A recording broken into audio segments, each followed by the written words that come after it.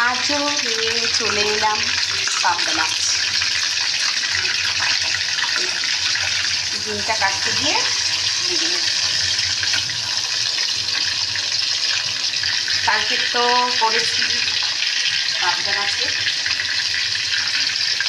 সর্ষে বাটা।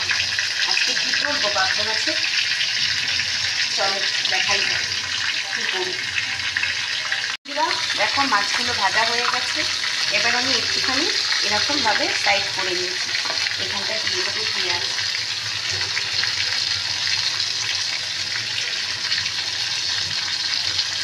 একদম কুচনো পেঁয়াজ দিয়ে দিলাম, রসুন আর দেবো একটা খুব সামান্য স্লাইস টমেটো,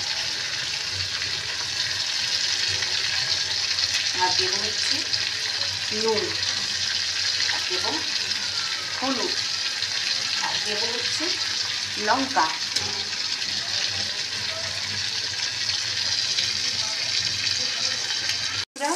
সব ভালোভাবে ভাজা হয়ে গেছে। এবার আমি এর মধ্যে জল দিয়ে দেবো। মশলাগুলো সব সুন্দর হয়ে গেছে। আজকে করলাম ঝাল।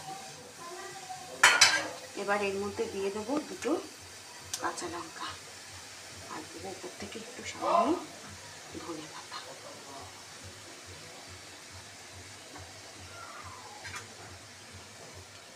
এবার এটা ফুটুক,